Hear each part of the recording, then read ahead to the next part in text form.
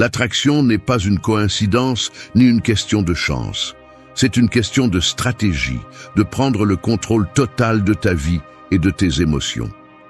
Les stratégies dérivées de la philosophie stoïcienne ne sont pas douces ni passives. Ce sont des tactiques puissantes qui, lorsqu'elles sont correctement mises en œuvre, rendent ta présence impossible à ignorer. Nous ne parlons pas de tours ou de manipulation, mais de transformer ton être intérieur de manière à ce que ton magnétisme soit naturel et irrésistible. La philosophie stoïcienne t'apprend à être fort, indépendant et audacieux, à agir avec conviction et à ne pas laisser les émotions dominer ta vie. Chaque stratégie est conçue pour que tu puisses être toi-même, mais la meilleure version de toi, celle qui sait comment captiver avec sa confiance, son autocontrôle et sa capacité à vivre le présent sans peur de l'avenir. Ce ne sont pas seulement des tactiques pour attirer les autres, ce sont des outils pour maîtriser ton destin, forger ton caractère et être si authentique et ferme que les gens ne pourront pas s'empêcher d'être attirés par toi.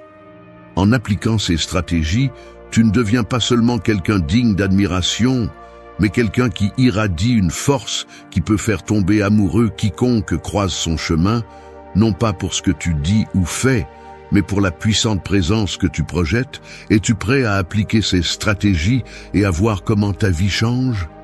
Je suis sûr que oui. Alors commençons par la première tactique. 1. La sécurité de suivre votre propre destin. La véritable attraction réside dans la sécurité de suivre votre propre destin. Ce type de sécurité n'est pas superficiel et ne consiste pas à prétendre être quelqu'un que vous n'êtes pas. C'est une sécurité profonde, forgée dans l'authenticité et la certitude de vivre selon vos propres valeurs et désirs. Le stoïcisme nous enseigne que, bien que nous ne puissions pas contrôler ce que le monde nous réserve, nous pouvons contrôler notre réaction face à cela. Prendre le contrôle de votre destin, agir selon ce que vous désirez vraiment, c'est ce qui fait de vous une personne irrésistiblement attirante. Les gens ressentent une attraction naturelle pour ceux qui se connaissent eux-mêmes et ont une clarté sur ce qu'ils veulent.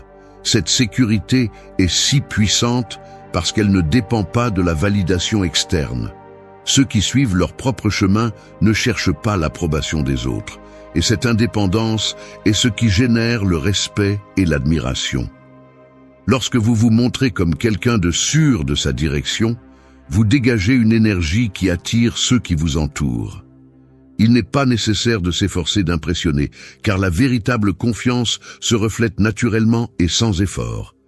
Le principe stoïcien de se concentrer sur ce que nous pouvons contrôler est clé ici.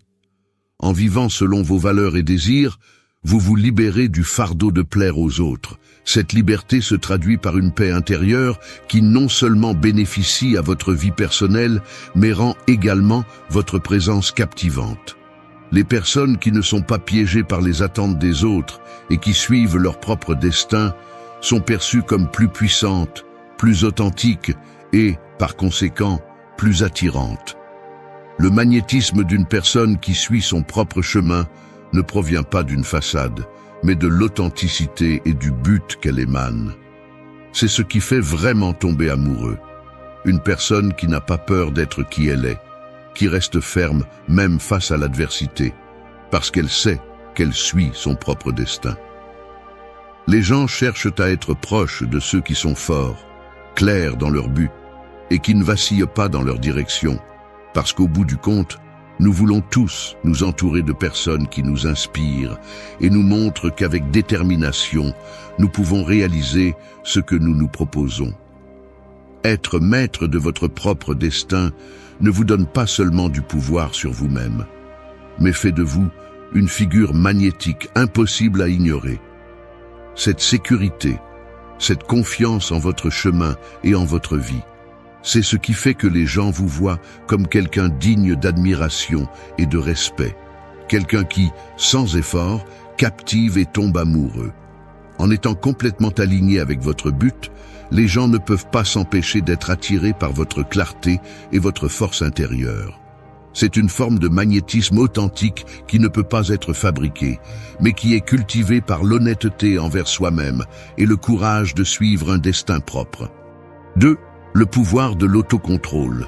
L'autocontrôle est le phare qui te guide au milieu de la tempête.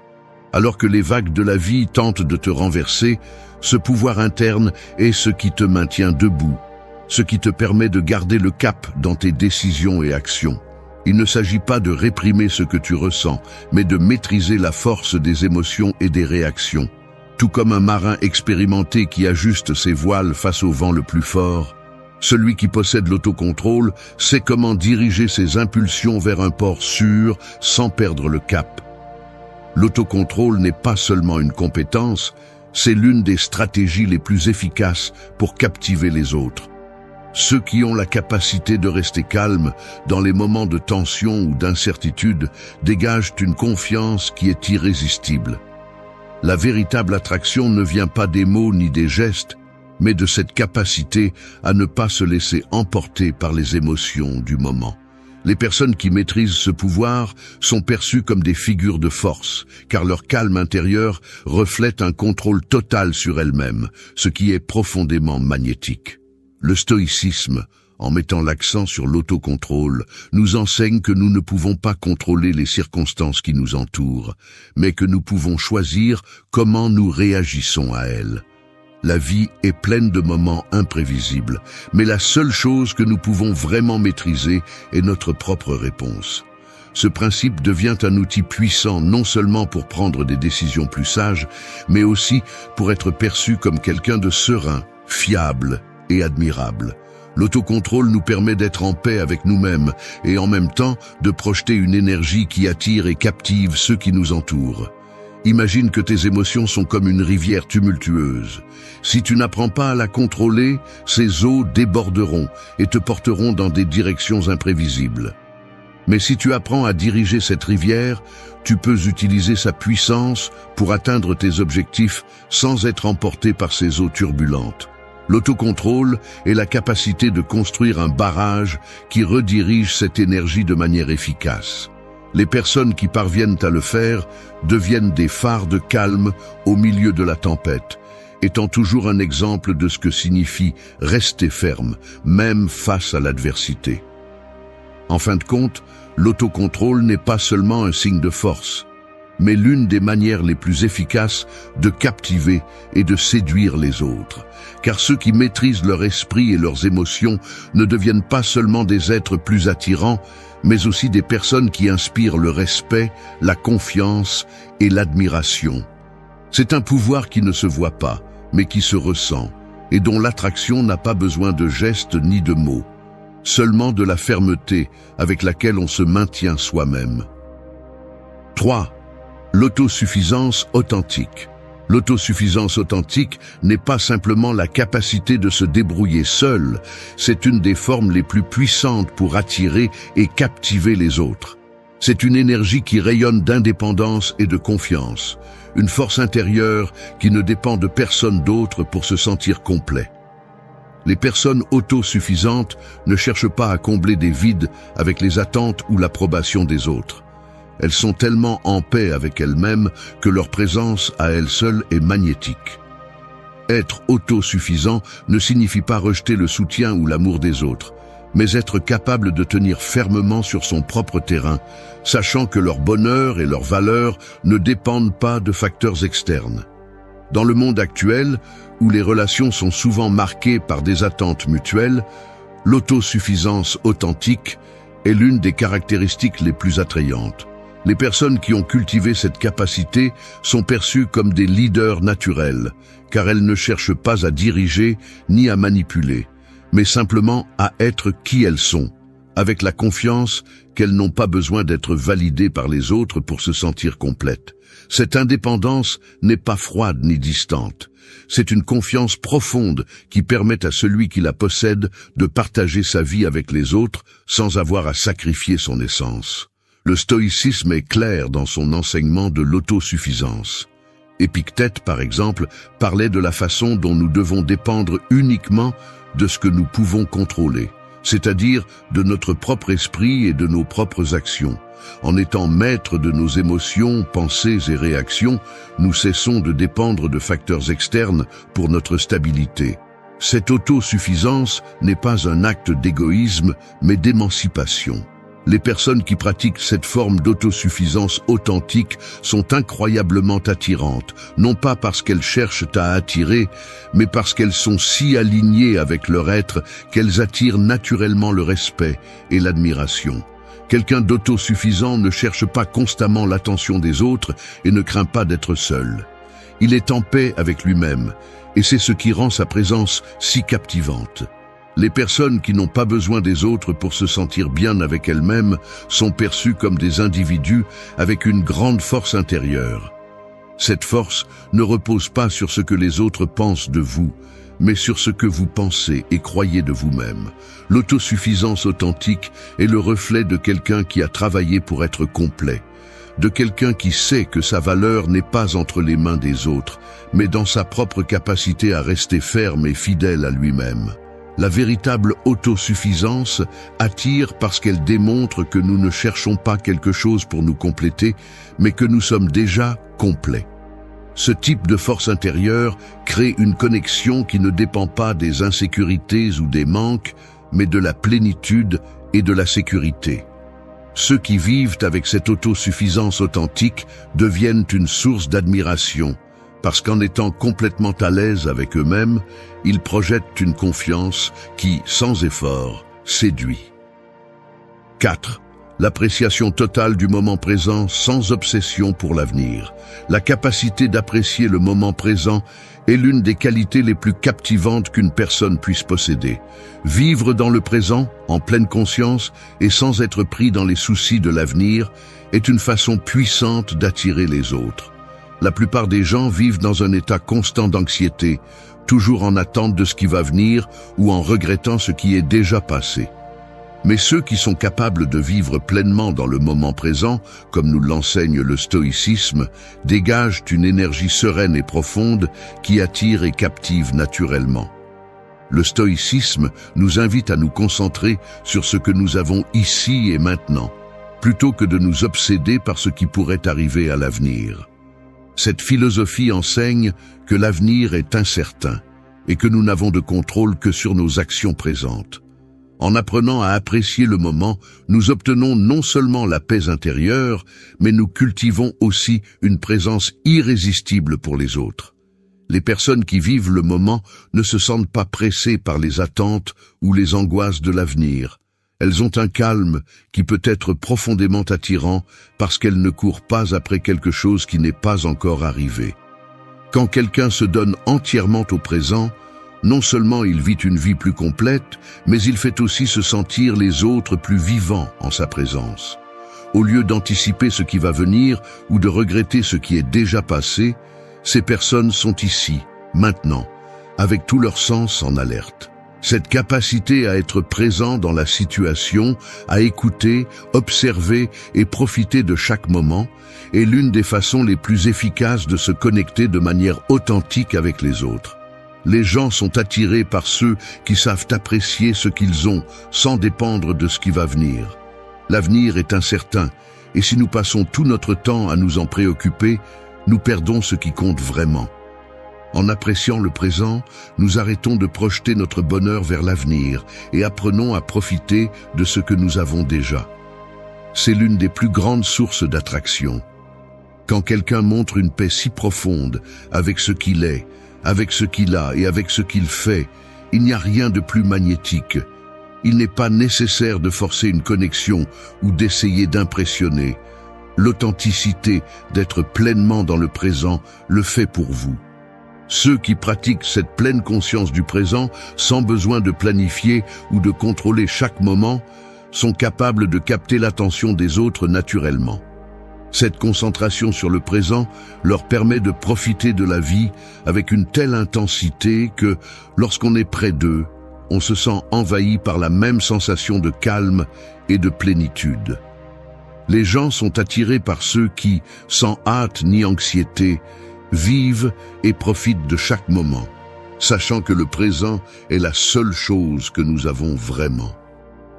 5. Être qui tu es vraiment sans prétendre. Il y a quelque chose de drôle chez les gens qui essaient d'être quelqu'un qu'ils ne sont pas.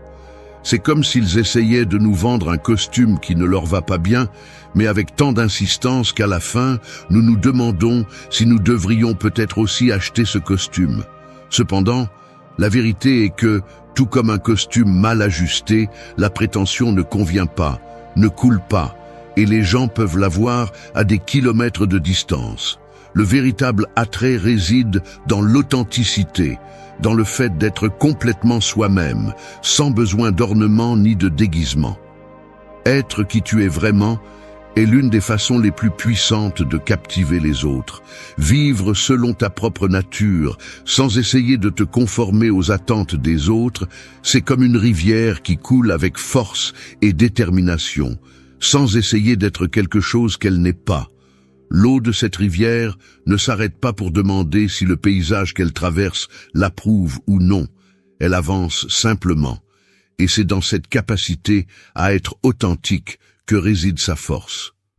Le stoïcisme nous enseigne que la véritable paix intérieure n'est atteinte que lorsque nous acceptons qui nous sommes et agissons en conséquence. Il n'y a pas de paix plus profonde que celle de quelqu'un qui sait qu'il n'a pas besoin de changer pour plaire aux autres.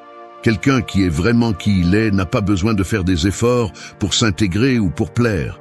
Sa présence suffit. Il n'y a pas de truc, pas de masque, juste un être qui se présente tel qu'il est, avec toutes ses vertus et ses défauts, sans peur d'être jugé. C'est l'une des qualités les plus attrayantes. La capacité de se montrer vulnérable, sans rien cacher, et pourtant être respecté et admiré. Les personnes authentiques ne cherchent pas à être parfaites, mais simplement à être sincères. Cette sincérité a un magnétisme naturel qui attire les autres d'une manière qui ne peut être forcée. L'acte d'être soi-même est comme une graine qui, une fois plantée, grandit dans sa forme la plus pure. Elle n'essaie pas de devenir un arbre d'un autre type, ni ne se soucie de ce que les autres attendent d'elle. Elle grandit telle qu'elle est, et cette authenticité lui donne la force d'attirer tout ce dont elle a besoin. Les personnes qui n'ont pas peur d'être elles-mêmes créent des connexions authentiques, basées sur la confiance et le respect mutuel, car il n'y a pas de barrière, seulement de l'honnêteté. C'est la véritable façon de tomber amoureux, en étant un reflet authentique de qui tu es, sans prétendre être quelqu'un d'autre. 6. Pratiquer la modestie en partageant les réussites ou les vertus personnelles. Celui qui se vante beaucoup a peu à montrer. Ce proverbe renferme une vérité simple mais puissante. La vraie grandeur n'a pas besoin d'être proclamée. La modestie est le joyau caché qui, bien qu'il ne brille pas avec force, laisse une empreinte profonde. Ceux qui pratiquent la modestie en partageant leurs réussites ou leurs vertus le font d'une manière si naturelle qu'ils n'ont pas besoin de chercher l'attention ou l'admiration des autres. Leur force réside dans leur capacité à agir sans avoir besoin de se vanter, laissant leurs actions parler d'elles-mêmes. Être modeste ne signifie pas cacher ce que vous avez accompli, mais le partager avec un esprit d'humilité. Il ne s'agit pas de cacher la valeur de vos réalisations, mais de comprendre que la véritable satisfaction vient du fait de savoir que vous avez bien fait, sans que personne n'ait à vous le rappeler constamment. Le stoïcisme nous enseigne que la véritable sagesse ne cherche pas la louange, mais vit selon des principes fermes, calmement et sans attendre de reconnaissance. Les personnes qui suivent cette voie comprennent que la vraie grandeur n'a pas besoin de validation externe. Au lieu de chercher à être admirés, ils préfèrent que leurs actions soient le reflet de leur caractère. Lorsque vous partagez vos succès avec modestie, vous démontrez que ce que vous avez accompli ne définit pas votre valeur, mais comment vous l'avez accompli et ce que vous en avez fait. Cette attitude ne diminue pas vos réalisations, elle les met à leur juste place. Au lieu d'être un spectacle, la modestie transforme vos succès en une inspiration silencieuse pour les autres. Vous n'avez pas besoin de faire du bruit sur ce que vous avez accompli, car votre grandeur se reflète dans la façon dont vous vivez et agissez. Quelqu'un qui est véritablement modeste n'est pas seulement une personne qui inspire le respect, mais aussi la proximité. En ne se vantant pas de ce qu'il a fait, il laisse de la place pour que les autres s'approchent sans se sentir inférieurs. Ce type d'humilité est ce qui crée des relations authentiques basées sur le respect mutuel. Pratiquer la modestie permet que les réalisations deviennent une façon de se connecter avec les autres, sans créer de distance par l'ego. L'humilité permet à la grandeur de s'exprimer naturellement, sans forcer quoi que ce soit. Nous vivons dans un monde où l'ego et l'ostentation sont courants. Mais la vraie grandeur se trouve dans la capacité à rester humble. La modestie ne minimise pas ce que vous êtes, mais amplifie le respect que vous générez chez les autres. Les personnes qui vivent avec cette vertu n'ont pas besoin de se vanter de leur succès. L'admiration vient de manière organique, à travers l'action et le comportement, et non par l'auto-exaltation. Pratiquer la modestie ne vous rend pas seulement plus attrayant, mais crée un espace où les autres peuvent vous voir comme un modèle à suivre, une source d'inspiration sans avoir besoin d'être une source de bruit. 7. Nourrir la curiosité mutuelle à travers des questions. Celui qui pose une question est un imbécile pendant 5 minutes, mais celui qui ne pose pas de questions reste un imbécile pour toujours. Ce proverbe reflète la sagesse derrière l'une des stratégies les plus puissantes pour séduire et tomber amoureux, la curiosité authentique. Poser des questions ne montre pas seulement de l'intérêt, mais établit également une connexion profonde entre deux personnes, ouvrant la porte à des conversations significatives. En nourrissant la curiosité mutuelle, vous ne vous rapprochez pas seulement de l'autre, mais vous créez également un espace où tous deux peuvent partager et se découvrir sans jugement. L'acte de poser des questions est un outil qui va au-delà de la simple curiosité superficielle. Dans un monde où les conversations se concentrent souvent sur ce que nous savons déjà, poser des questions authentiques démontre une ouverture envers l'autre. Lorsque vous posez des questions avec un intérêt authentique pour comprendre, vous n'apprenez pas seulement plus sur l'autre personne, mais vous montrez également que vous valorisez sa perspective et son expérience. C'est un acte de respect qui attire naturellement, car nous désirons tous être écoutés et compris, et les questions ouvrent la voie à cela. La curiosité mutuelle est le ciment qui lie les relations les plus profondes. En vous engageant dans un dialogue où vous apprenez tous les deux l'un de l'autre, vous créez une atmosphère de confiance et de connexion. Les personnes qui posent des questions de manière authentique ne montrent pas seulement qu'elles sont intéressées, mais invitent également l'autre à partager des aspects de lui-même qu'il n'aurait peut-être pas révélés autrement. Cette pratique favorise un sentiment de complicité et de respect, car la personne qui est écoutée se sent valorisée et appréciée. La curiosité, lorsqu'elle est mutuelle, est une force puissante qui pousse les relations à un niveau plus profond. Tout comme un bon livre, une bonne conversation est construite sur des questions qui invitent à la réflexion. Ces questions ne sont pas posées pour imposer, mais pour découvrir. Plus les questions sont authentiques, plus l'interaction est riche et significative. La curiosité ne nourrit pas seulement la conversation, mais permet également à tous deux d'apprendre et de grandir ensemble. C'est l'une des façons les plus efficaces de créer une connexion authentique. Poser des questions qui révèlent le meilleur de l'autre, sans chercher à imposer une vision personnelle. D'autre part, les personnes qui posent des questions dans le seul but d'impressionner ou de contrôler la conversation ne parviennent pas à créer une véritable connexion. La curiosité doit être désintéressée et centrée sur l'autre, pas sur l'obtention de réponses qui renforcent notre propre perception. Les questions authentiques montrent que vous n'avez pas toutes les réponses, mais que vous êtes prêt à apprendre et à en découvrir davantage sur l'autre personne. Cette approche crée une atmosphère où les deux parties se sentent vues, entendues et respectées, ce qui conduit naturellement à une plus grande attraction et complicité. 8. Garder un sens de l'humour léger face aux difficultés, sans minimiser leur importance, mais sans magnifier leur poids. La vie n'est pas toujours un chemin droit. Souvent, elle ressemble plus à un sentier plein de pierres sur lesquelles nous trébuchons sans le vouloir. Mais que ferais-tu si tu pouvais regarder ces pierres avec un sourire au lieu de trébucher dessus encore et encore? L'humour est l'une des armes les plus puissantes que nous possédons face aux difficultés. Il ne s'agit pas de faire des blagues sur les problèmes, mais de les voir d'un point de vue qui te permet de les affronter avec légèreté, sans laisser leur poids t'accabler. Garder un bon sens de l'humour en temps difficile ne signifie pas ignorer la gravité de la situation, mais plutôt ne pas permettre que la gravité du moment nous vainque. L'humour léger face aux difficultés ne t'aide pas seulement, il captive aussi les autres. Les personnes qui peuvent rester calmes et souriantes, même au milieu des adversités, dégagent une énergie qui attire naturellement.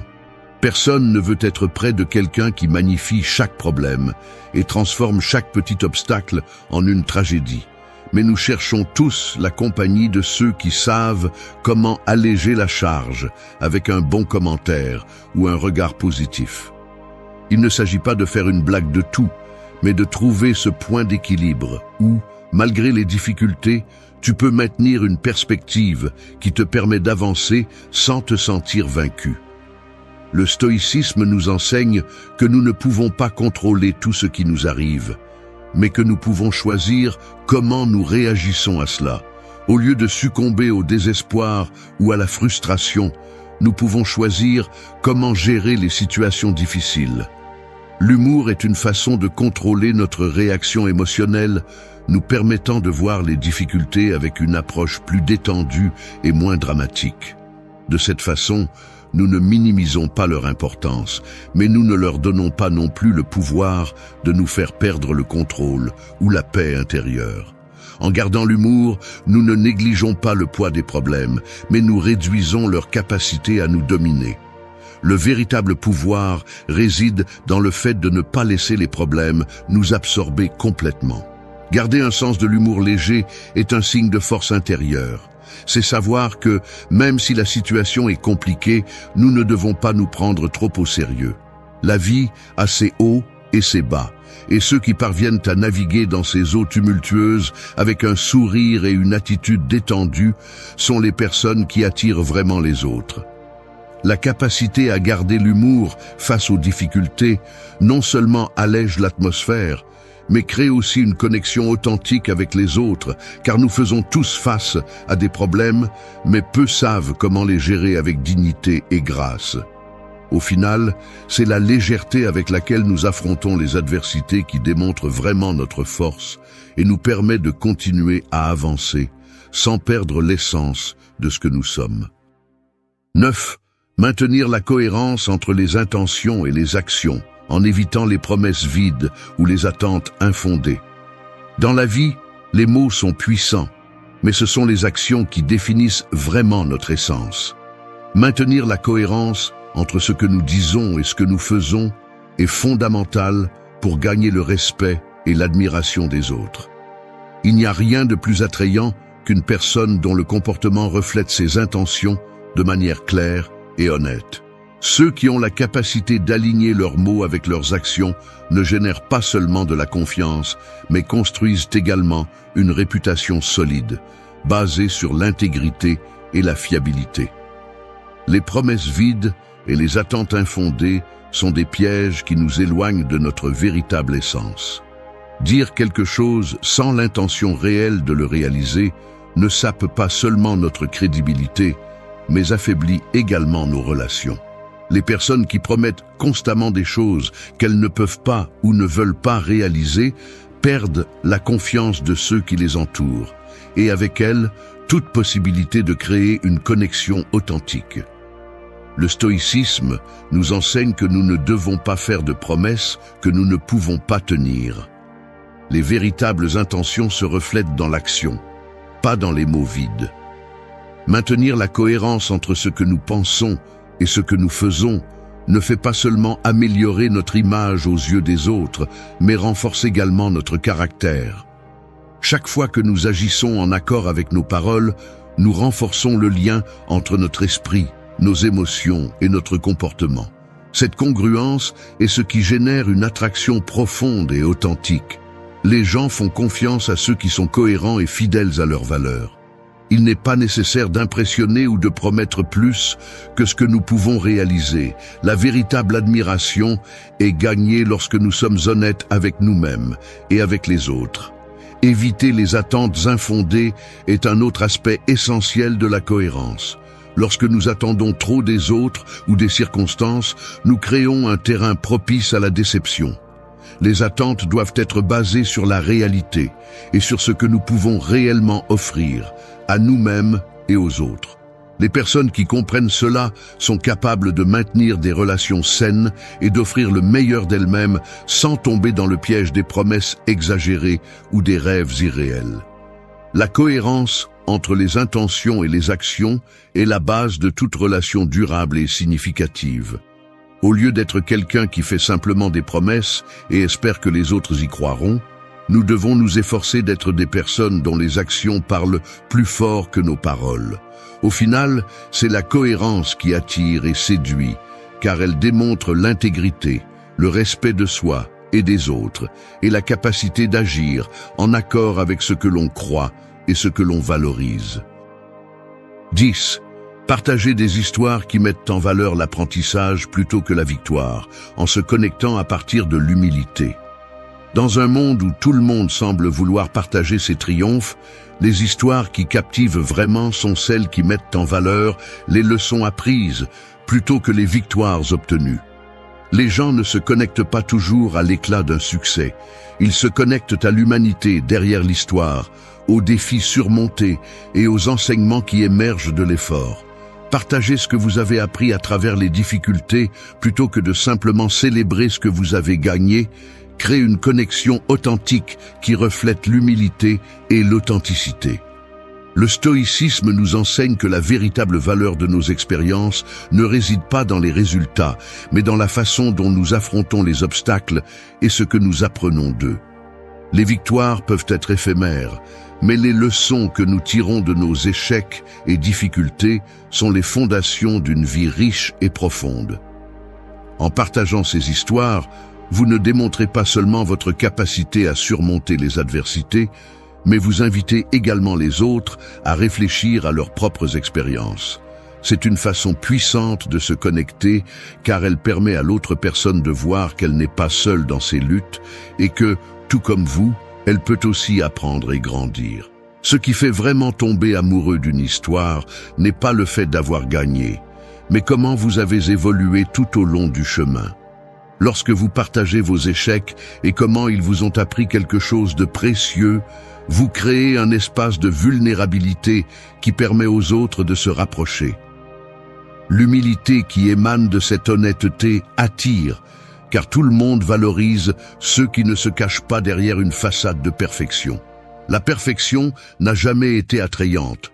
Ce qui captive les gens, c'est l'authenticité, le courage d'être humain, et de reconnaître nos imperfections.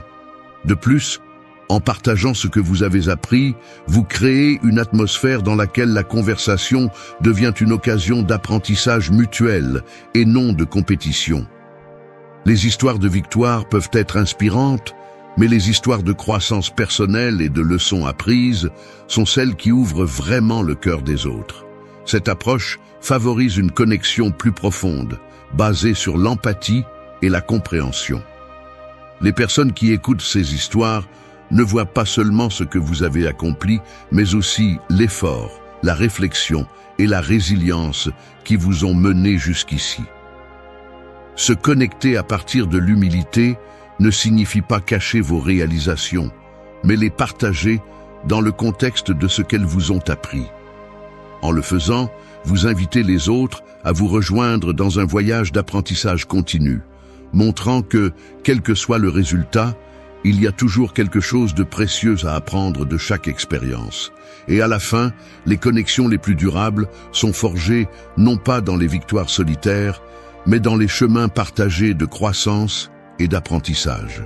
Imagine que tu es en plein milieu d'une conversation et soudain, quelqu'un lance une insulte directe vers toi. Tu sens la chaleur monter sur ta peau, ta poitrine se tend et ton esprit commence à s'accélérer à la recherche d'une réponse. Il est facile de tomber dans le piège, te défendre, crier, riposter. Mais que se passerait-il si tu choisissais de ne rien faire? Si, au lieu de réagir, tu choisissais de garder ton calme, ton contrôle, et de simplement laisser ces mots tomber dans le vide. Les personnes qui lancent ces attaques cherchent à voir comment tu te décomposes, comment ta réaction valide leur attaque. Mais pourquoi les laisser gagner ? Aujourd'hui, nous allons désarmer ceux qui se sentent puissants avec leurs commentaires venimeux.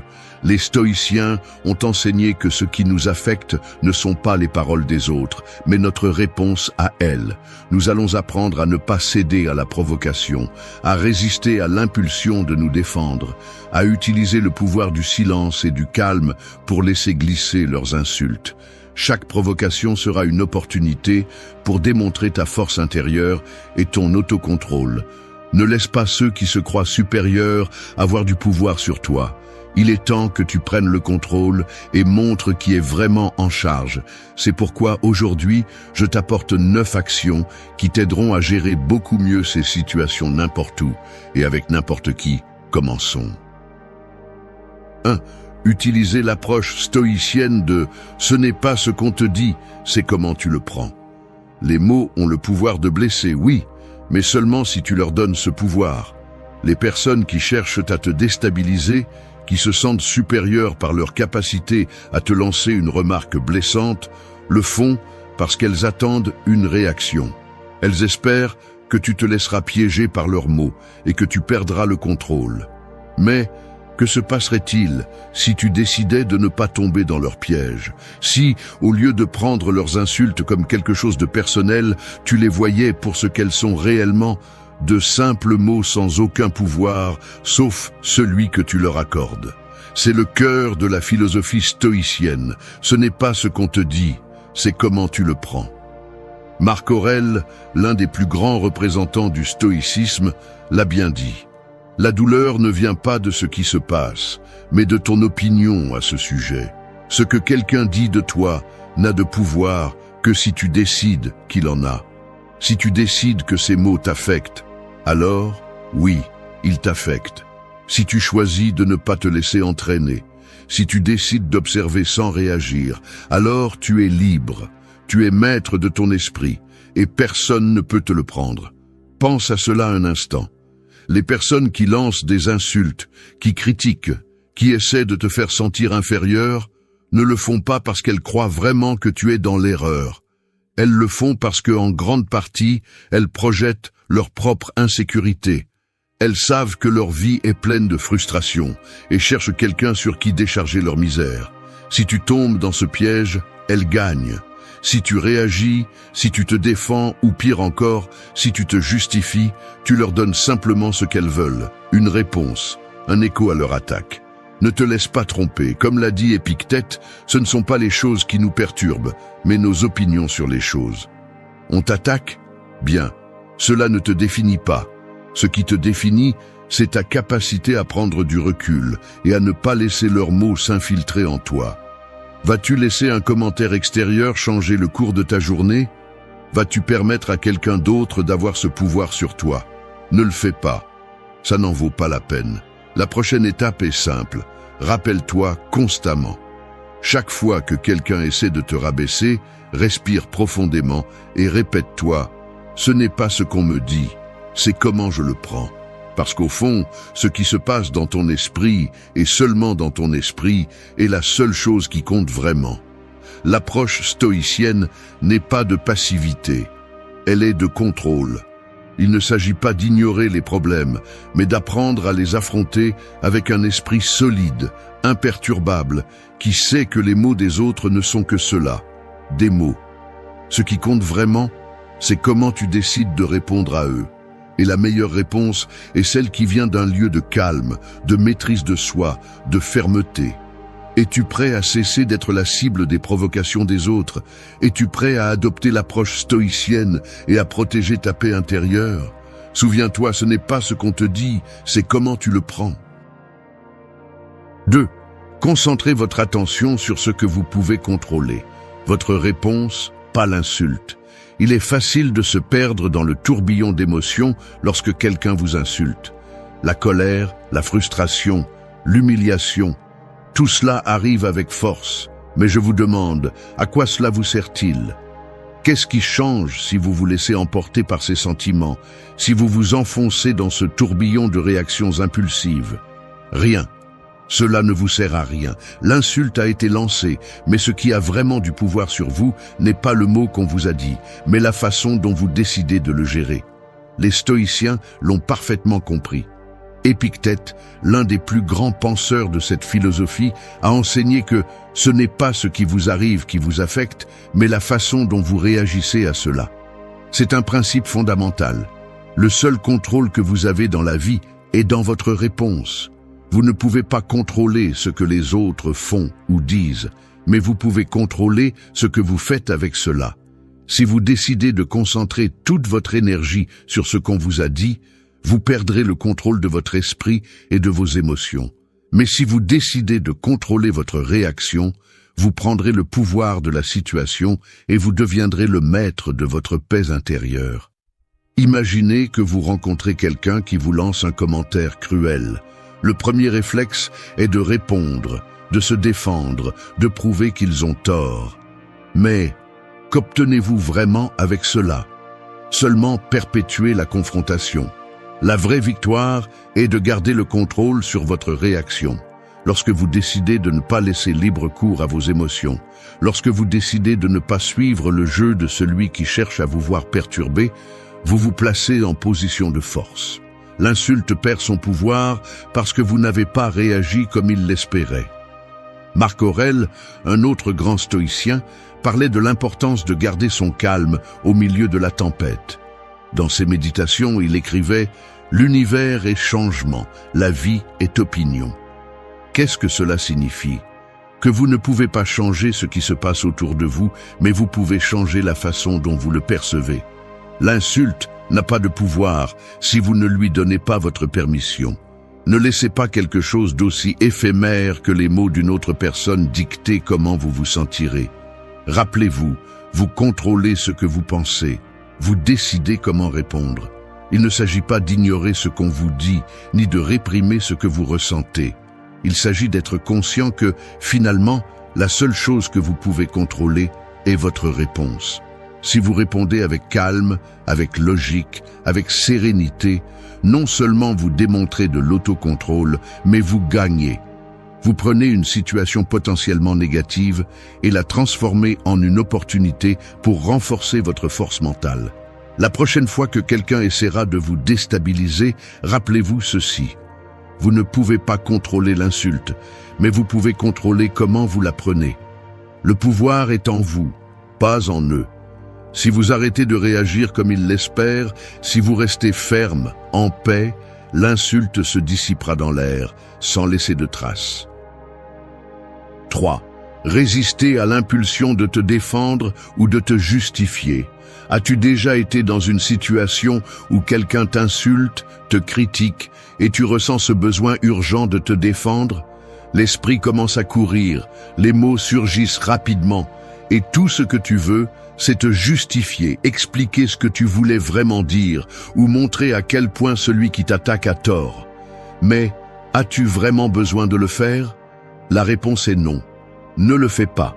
Chaque fois que tu ressens cette pression de te défendre, rappelle-toi, le véritable pouvoir ne réside pas dans la justification de tes actions, mais dans le contrôle de ta réaction. Les stoïciens le savaient depuis des siècles. Épictète, avec sa sagesse inébranlable, disait « Ne gaspille pas ton énergie à défendre ce qui ne te donne pas la paix. Chaque fois que tu te justifies, tu donnes à l'autre personne le pouvoir de modeler ta réalité, de mettre en doute tes intentions. Tu acceptes qu'ils ont le droit de perturber ta paix, mais cela n'a pas à être le cas. Tu décides si ce que quelqu'un dit a de la valeur ou non. Ne tombe pas dans le piège de sentir que tu dois constamment te défendre. Tout ne mérite pas une explication et souvent, les explications ne servent qu'à alimenter le conflit. Marc Aurèle, un autre grand penseur stoïcien, a clairement indiqué dans ses méditations « Ne perds pas de temps à discuter de ce que tu dois faire. Fais-le. Il n'y a pas besoin d'entrer dans une bataille verbale avec celui qui t'insulte. Chaque mot que tu dépenses pour te défendre, chaque tentative de justification est un temps que tu perds de ce qui compte vraiment, ta paix intérieure. Les personnes qui t'attaquent, généralement, cherchent une réaction. Ils veulent te voir perturbé, ils veulent que tu tombes dans leur jeu. Et quand tu te défends, quand tu te justifies, tu joues simplement selon leurs règles. La véritable force se trouve dans le calme, dans la sérénité qui vient du fait de ne pas ressentir le besoin de prouver quoi que ce soit. Si quelqu'un t'insulte, que se passe-t-il si tu décides de ne pas répondre? Que se passe-t-il si tu restes silencieux, gardes ton calme et continues simplement ta route? Il n'y a pas de victoire plus grande que celle-ci. Parce que tu ne montres pas seulement que leurs mots ne t'affectent pas, mais tu démontres un contrôle de toi-même que peu peuvent égaler. Pense aux personnes qui réagissent à chaque provocation, qui ne peuvent laisser passer un commentaire sans sauter à la défensive. Ils perdent, parce que quand tu te défends ou te justifies, la seule chose que tu fais est de confirmer que ce qu'ils ont dit a une certaine validité, quand en réalité, il n'en a pas. Tu joues leur jeu et ils gagnent. Tu n'as pas à te justifier, tu n'as pas à prouver quoi que ce soit. Au final, ce qui compte, c'est comment tu te sens, comment tu maintiens ta paix intérieure. Les mots des autres ne définissent pas qui tu es. Tu es le seul à avoir l'autorité pour décider comment ils t'affectent. Résiste à l'impulsion de te défendre ou de te justifier. La véritable force réside dans le maintien de ton calme, dans le fait de savoir que ce que pensent ou disent les autres est sans importance. Tu décides comment réagir, tu décides qui a du pouvoir sur toi. 4. Éviter le jugement et la réaction impulsive. On t'a attaqué avec des mots qui t'ont fait bouillir de l'intérieur, et tout ce que tu veux faire, c'est rendre le coup, lancer un jugement, crier ta version des faits. La colère te consume, et la tentation de répondre immédiatement semble presque incontrôlable. Mais est-ce vraiment ce que tu veux? Penses-tu vraiment qu'une réaction impulsive te sera bénéfique? La réponse est claire. Non.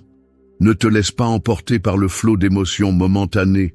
Éviter le jugement et la réaction impulsive est l'un des plus grands actes d'autocontrôle que tu peux pratiquer, et le stoïcisme a la clé pour t'apprendre à le faire. Les stoïciens ne se laissaient pas emporter par les émotions.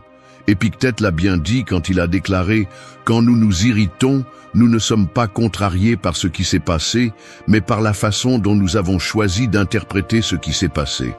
Ce qui te dérange n'est pas ce qui est dit, c'est la façon dont tu décides de le percevoir.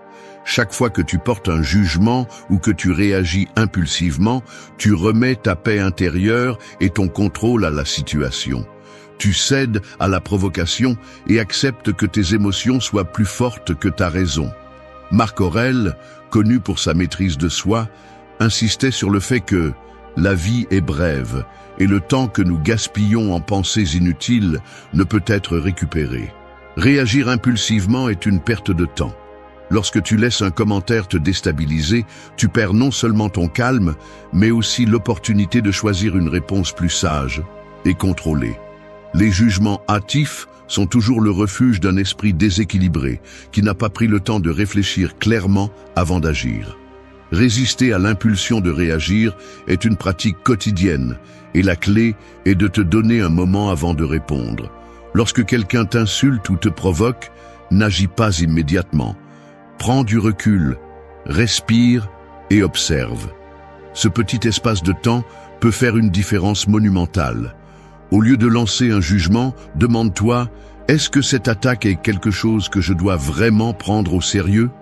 Ou est-ce simplement la manifestation de la frustration ou de l'insécurité de quelqu'un d'autre? Il ne s'agit pas d'ignorer la douleur qu'une provocation peut causer, mais de ne pas laisser cette douleur contrôler tes actions. Si tu réagis immédiatement, sans réfléchir, tu laisses tes émotions prendre le dessus, et cela t'affaiblit. Prendre un moment pour réfléchir avant de parler te donne le contrôle et te transforme en un observateur serein de la situation, plutôt que d'en être une partie de la tempête. De plus, en évitant le jugement, tu te libères également du besoin de valider tes émotions. Tout dans la vie n'a pas besoin d'être évalué ou classé comme bon ou mauvais. Si tu apprends à voir les choses telles qu'elles sont, sans leur ajouter une charge émotionnelle inutile, tu te libéreras de la frustration et de la colère que d'autres essaient de semer en toi. Les jugements hâtifs ne font que perpétuer le conflit et nourrir la négativité. Ne tombe pas dans ce piège. Alors, la prochaine fois que quelqu'un essaiera de te provoquer, souviens-toi, tu n'es pas une victime de tes émotions.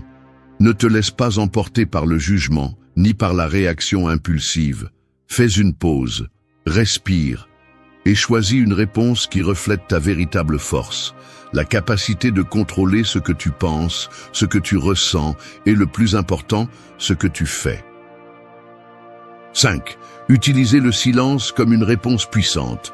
Quand quelqu'un t'insulte, la réaction immédiate est généralement de parler, de se défendre, ou pire encore, de crier. L'esprit s'accélère, cherchant la réponse parfaite pour écraser l'agresseur avec tes mots. Mais, et si je te disais que la réponse la plus puissante que tu peux donner est précisément de ne rien dire? Le silence, cet espace de calme, est une des armes les plus fortes que tu as dans ton arsenal. Non pas parce que c'est un signe de faiblesse, mais parce que c'est un acte de maîtrise de soi absolue, un rappel que tu n'as pas besoin de réagir aux provocations des autres. Les stoïciens comprenaient parfaitement le pouvoir du silence. Épictète l'a exprimé clairement, quand quelqu'un t'insulte, ne réponds pas, cela montre qui a le contrôle. Quand tu restes silencieux, quand tu ne réponds pas aux provocations, tu n'es pas passif, tu montres une force que peu peuvent égaler. Le silence est ta façon de dire que les mots des autres n'ont pas le pouvoir de perturber ta paix. En ne répondant pas, tu montres clairement que tu n'es pas affecté, que la personne qui essaie de te provoquer se trouve face à un mur impénétrable de calme. Imagine la surprise de celui qui t'insulte en attendant une réponse furieuse ou une défense de ton honneur, pour ne trouver que le vide de ton silence. Ce silence les déconcerte, car ils ne savent pas comment réagir face à quelqu'un qui ne répond pas à leurs attaques. Et à ce moment, c'est toi qui prends le contrôle. Tu n'as pas besoin de te justifier, tu n'as pas besoin de défendre ta dignité avec des mots vides. Le silence dit tout. La véritable force n'est pas dans ce que tu dis, mais dans ce que tu décides de ne pas dire. Marc Aurèle, dans ses méditations, a souligné l'importance de l'autocontrôle. Le calme est la véritable vertu, pas l'agressivité. Chaque fois que tu restes silencieux, tu montres que tu peux maintenir ce calme, que tu n'as pas besoin de t'impliquer dans la bataille verbale que d'autres essaient de provoquer. En ne prenant pas l'appât, en ne permettant pas qu'ils te sortent de ton centre, tu montres clairement que tu te fiches de ce qu'ils disent. Tu sais que les mots des autres n'ont pas de pouvoir sur toi, et c'est cela qui leur fait vraiment mal. La personne qui t'insulte cherche une réaction, mais toi, tu choisis de leur donner une leçon de maîtrise de soi. Le silence te donne aussi le temps de réfléchir avant de parler, évitant des réactions impulsives qui peuvent aggraver la situation. Si tu choisis de répondre rapidement, il est probable que les mots qui sortent de ta bouche ne soient pas les plus sages. En prenant un moment, en laissant un espace entre l'insulte et ta réponse, tu reprends le contrôle de la situation. C'est un exercice de patience et de maîtrise de soi. Une compétence qui, avec le temps, te rend beaucoup plus résistant face aux adversités. Alors, la prochaine fois que quelqu'un t'insulte, souviens-toi, le silence n'est pas une faiblesse, c'est un pouvoir. En ne réagissant pas, en ne leur donnant pas la satisfaction d'une réponse, tu montres que c'est toi qui es en contrôle. Le silence est ton bouclier, ta façon de protéger ta paix intérieure et de garder l'esprit clair. 6. Voir chaque provocation comme un test pour ta force intérieure. Quand quelqu'un essaie de te provoquer, le premier réflexe est de te défendre, de répondre avec agressivité, de leur faire savoir qu'ils ne peuvent pas te traiter ainsi. Mais que se passerait-il si, au lieu de te sentir attaqué, nous voyions chaque provocation comme une opportunité de démontrer notre force intérieure? Au lieu de réagir comme ils s'y attendent, tu peux voir chaque insulte, chaque critique, comme un test conçu pour renforcer ton caractère et tester ton autocontrôle. La façon dont tu gères ces situations définit qui tu es. Le stoïcisme, dans son essence, nous enseigne que tout ce qui se passe dans la vie est une opportunité pour la croissance personnelle. Épictète l'a bien dit quand il a déclaré « Ce qui te perturbe n'est pas ce qui t'arrive, mais comment tu réagis à cela ». Les provocations ne sont rien de plus qu'un défi pour ta paix intérieure, une opportunité de démontrer que les maux des autres ne peuvent pas te sortir de ton centre. Au lieu de le voir comme une attaque personnelle, tu peux choisir de le voir comme un terrain d'entraînement pour ta résilience émotionnelle. Chaque fois que tu es provoqué et que tu décides de rester calme, tu renforces ta capacité à faire face à des situations difficiles avec sérénité. Les personnes qui t'attaquent verbalement n'ont aucune idée de l'impact que leurs mots peuvent avoir sur toi, à moins que tu ne leur donnes ce pouvoir. Marc Aurèle, dans ses méditations, a écrit « La vie n'est ni bonne ni mauvaise, elle est ce que tu en perçois. La façon dont tu perçois chaque provocation sera déterminante pour ta paix intérieure. Si tu décides que ces mots ne t'affectent pas, si tu décides de les voir comme un test qui te défie de maintenir ton équilibre, alors tu as déjà gagné. Au final, peu importe ce que les autres disent, ce qui compte, c'est comment tu décides de l'interpréter et ce que tu en fais. Imagine pour un instant, quelqu'un te lance un commentaire blessant, mais au lieu de répondre avec colère ou tristesse, tu t'arrêtes, tu respires profondément et tu penses « ce n'est qu'une opportunité de tester ma force ». Ce petit changement de perspective te rend beaucoup plus fort, car tu ne laisses pas les provocations affecter ton bien-être. Chaque fois que tu fais face à une attaque, sans perdre ton sang-froid, tu te prouves à toi-même que tu es plus grand que n'importe quel mot. Il est facile de se sentir vulnérable lorsque d'autres essaient de te rabaisser, mais si tu vois chaque provocation comme un entraînement pour ta force intérieure, cette vulnérabilité se transforme en une source de pouvoir. La vraie force n'est pas l'absence d'émotions, mais la capacité de ne pas laisser ces émotions nous contrôler. En répondant calmement, en ne te laissant pas emporter par la provocation, tu démontres que ta paix n'est pas entre les mains des autres, mais entre les tiennes. La prochaine fois que quelqu'un essaiera de te défier avec des mots, souviens-toi, ce n'est qu'un test, une opportunité de démontrer ta résilience émotionnelle. Chaque provocation est un pas de plus sur ton chemin vers l'autocontrôle. Ne laisse pas l'extérieur te contrôler, montre que tu es plus fort que n'importe quelle attaque. 7. Utilisez l'humour subtil pour dissoudre la tension sans tomber dans la confrontation. La colère monte, la tension est palpable dans l'air et te voilà au bord d'une confrontation. Quelqu'un te lance une attaque, une critique mordante et la réaction naturelle est de répondre avec la même force. Mais que dirais-tu s'il existait une manière beaucoup plus puissante de gérer ces moments sans perdre ton calme ni tomber dans le piège de la confrontation? La clé réside dans l'humour. Pas n'importe quel type d'humour, mais un humour subtil, astucieux, qui dissout la tension et désarme la personne sans que tu ne deviennes partie prenante de la bataille verbale. L'humour, lorsqu'il est utilisé correctement, est une arme puissante pour garder le contrôle dans des situations tendues. Il ne s'agit pas de faire des blagues agressives ou de riposter avec du sarcasme. L'objectif n'est pas d'aggraver la situation, mais simplement de désamorcer la charge émotionnelle du moment. Comme l'a dit Épictète, le rire est la forme la plus élevée de liberté. Lorsque tu choisis de rire d'une provocation ou de répondre avec une blague légère, tu ne désarmes pas seulement celui qui tente de t'offenser, mais tu démontres aussi un contrôle total sur la situation. Tu montres que tu n'es pas sensible aux critiques, que tu es capable de garder ton calme et ta perspective sans avoir besoin de recourir à la confrontation. Imagine un instant que quelqu'un te fait une remarque mordante sur ton apparence ou ton travail. La réaction impulsive serait de te défendre, peut-être même de riposter.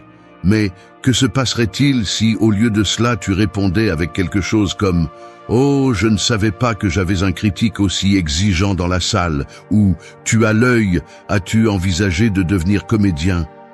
En utilisant de l'humour subtil, tu ne désamorces pas seulement la situation, mais tu prends aussi le contrôle, en montrant clairement que les paroles de l'autre personne n'ont pas de pouvoir sur toi.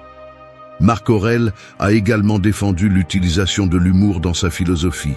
Ne prends pas la vie trop au sérieux. L'humour te permet de garder la légèreté face aux attaques, en te rappelant que la vie ne doit pas être prise comme un champ de bataille constant. Tu n'as pas à être une victime des commentaires blessants. Tu peux choisir de voir la situation comme une opportunité de montrer ton équilibre et ta maturité. Répondre avec humour ne signifie pas minimiser ce qui a été dit, mais montrer que tu ne laisses pas ces mots t'affecter. L'humour, lorsqu'il est bien utilisé, montre la confiance en soi et, en même temps, retire le pouvoir à l'attaquant. Celui qui tente de t'insulter s'attend à une réaction agressive, quelque chose qui leur confirme qu'ils t'ont touché. Mais lorsque tu choisis de prendre une voie différente et de répondre avec humour, tu leur fais comprendre que tu n'as pas peur, que tu n'es pas prêt à entrer dans leur jeu. L'autre personne se retrouve désarmée, sans la réponse explosive qu'elle attendait. Et toi, en même temps, tu conserves ta paix. La prochaine fois que quelqu'un essaiera de te provoquer, choisis l'humour. Non pas parce que tu ne te soucies pas de ce qu'ils disent, mais parce que tu sais que tu n'as pas besoin d'une confrontation pour prouver ta valeur. Utilise l'humour pour dissoudre la tension, pour garder le contrôle, et surtout pour montrer que tu es plus fort que toute tentative d'attaque verbale. 8. Utilisez le pouvoir du vide pour laisser l'insulte passer sans laisser de traces. Imagine un instant qu'on t'insulte. Tu sens comment tes émotions commencent à monter, comment la tension s'accumule dans ta poitrine. L'impulsion naturelle est de réagir, de répondre, de rendre le coup verbal. Mais, et si je te disais que la meilleure façon de gérer cela n'est pas de réagir du tout? Ce que je te propose, c'est d'utiliser le pouvoir du vide, une technique stoïcienne qui consiste à laisser l'insulte passer à travers toi, sans qu'elle reste, sans qu'elle laisse la moindre trace. Le pouvoir est dans ta capacité à ne pas t'impliquer, à laisser les mots des autres se dissiper sans t'affecter. Épictète, dans sa sagesse, nous a enseigné que ce ne sont pas les choses qui nous dérangent, mais notre opinion sur elles. Quand quelqu'un t'insulte, l'insulte en elle-même n'a pas de pouvoir sur toi. Ce qui affecte vraiment, c'est comment tu la prends. Si tu choisis de ne pas y accorder d'importance, si tu t'abstiens de réagir et que tu la laisses simplement passer, l'insulte perd tout son pouvoir. C'est l'essence du pouvoir du vide. Vider la situation de toute la charge émotionnelle que d'autres essaient de mettre sur toi. Ne prends rien personnellement, ne laisse pas l'insulte s'accrocher à ton esprit, ni affecter ton humeur.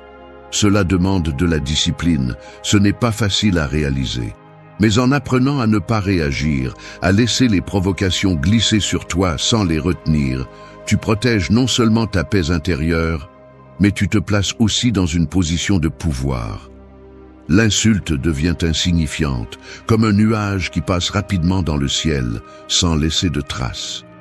Marc Aurèle a également souligné l'importance de ne pas laisser les mots des autres influencer ton équilibre. Ne perds pas ton calme pour ce qui ne dépend pas de toi.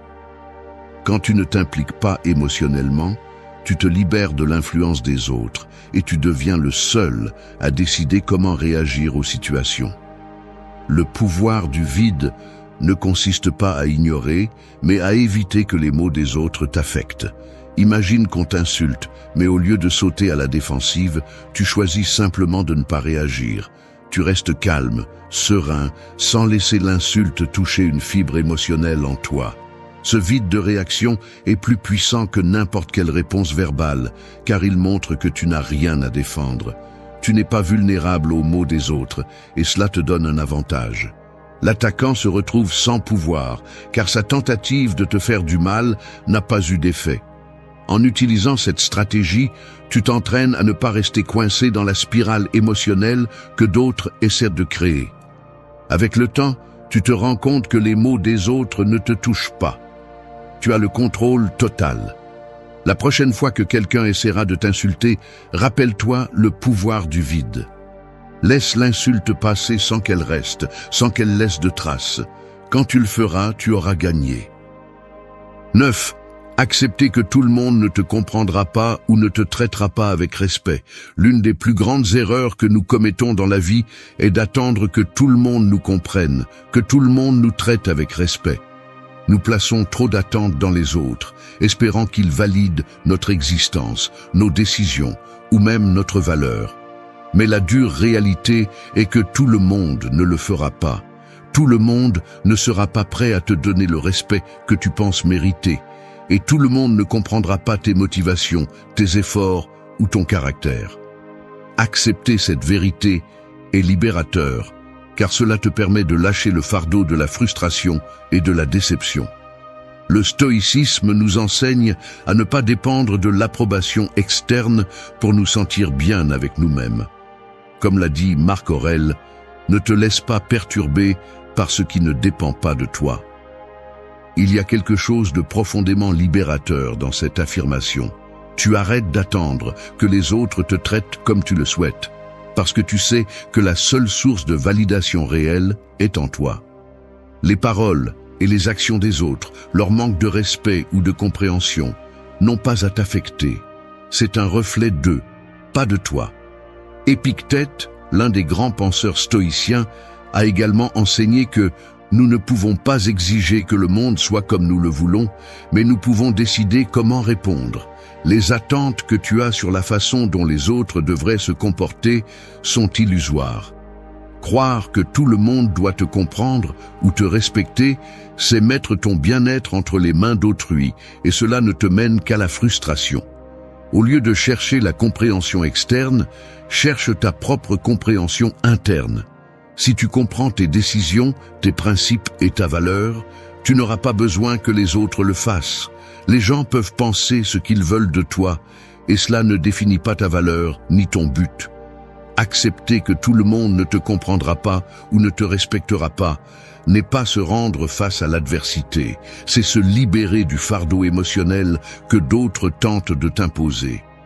Cela ne signifie pas que tu dois être indifférent aux critiques constructives ou ignorer le besoin de relations saines, mais cela te permet de lâcher le poids de ceux qui ne sont pas prêts à te comprendre ou à te valoriser. En lâchant ces attentes, tu te donnes du pouvoir, car c'est maintenant toi qui décides qui a accès à ta paix intérieure et à ton énergie. Il est vrai que ça fait mal quand quelqu'un ne te respecte pas, mais si tu ne prends pas ça personnellement, le dommage est minimal. Comme l'a dit Marc Aurèle, l'opinion des autres ne m'affecte pas, car je ne suis pas ce qu'ils pensent de moi. Lorsque tu acceptes que tout le monde ne va pas te comprendre, que tout le monde ne te respectera pas, tu arrêtes de chercher la validation à l'extérieur et tu te concentres sur ta propre force intérieure. La paix ne se trouve pas dans les autres, mais dans ta capacité à la maintenir, peu importe le traitement que tu reçois. En résumé, accepte la réalité que tout le monde ne te comprendra pas ou ne te respectera pas. Cela ne t'affaiblit pas, cela te renforce. Parce que maintenant tu sais que tu n'as pas besoin de l'approbation de quelqu'un d'autre pour être qui tu es. Les actions des autres ne sont qu'un reflet d'eux, pas de toi. Et à la fin, tu es le seul à avoir le contrôle sur ta paix et ton bien-être. Nous vivons à une époque de turbulence, où la pression constante, le bruit incessant et les émotions débordantes semblent dominer chaque aspect de notre existence. Le chaos est toujours présent, et l'anxiété, la peur et la frustration semblent être nos ombres les plus fidèles. Mais est-il possible de trouver le calme au milieu de cette tempête? La réponse, bien qu'elle puisse sembler lointaine, se trouve dans une philosophie millénaire qui a résisté à l'épreuve du temps, le stoïcisme. Il y a plus de 2000 ans, de grands philosophes ont découvert une vérité fondamentale. Le véritable pouvoir ne réside pas dans le contrôle de ce qui se passe autour de nous, mais dans la maîtrise de notre réponse à cela.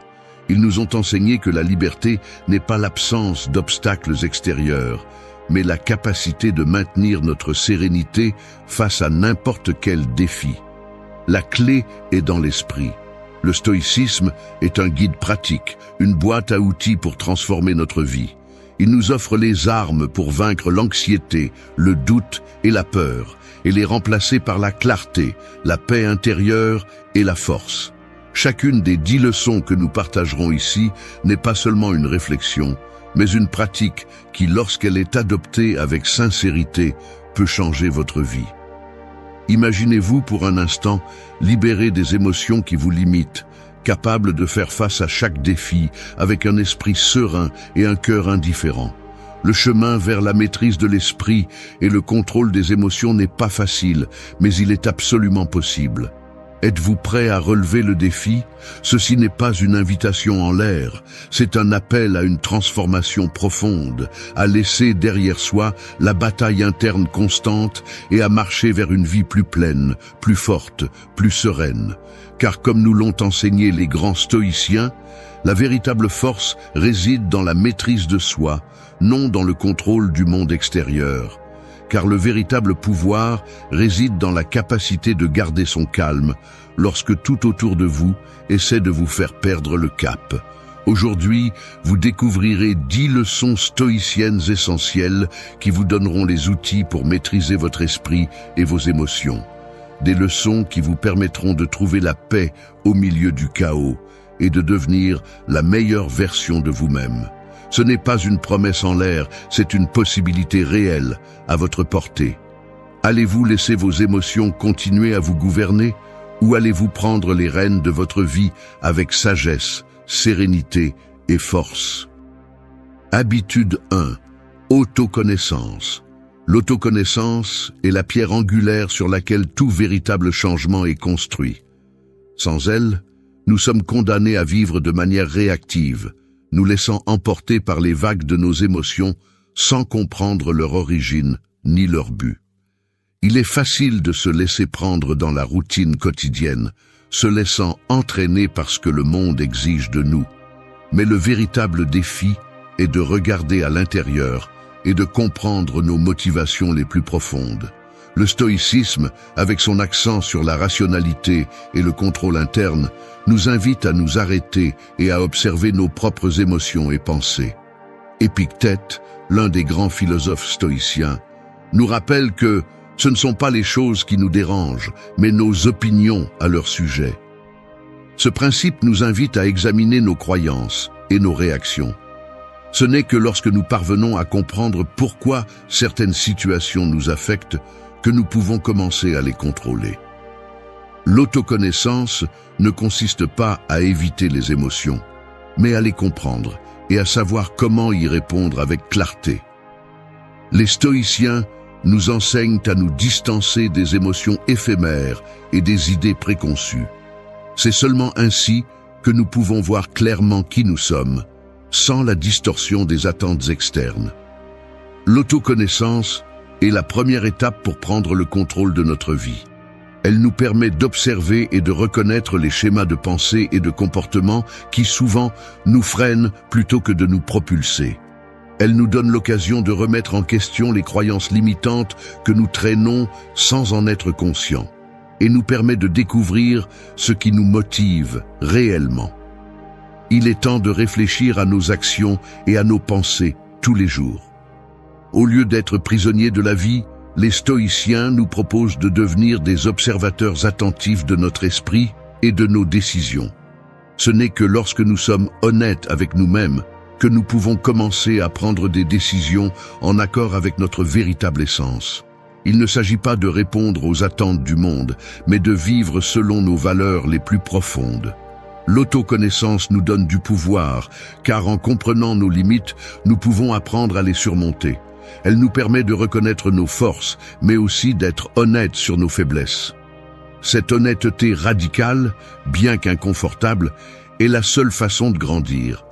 En connaissant nos véritables motivations et désirs, nous pouvons prendre des décisions qui nous rapprochent de la paix intérieure et de la clarté mentale.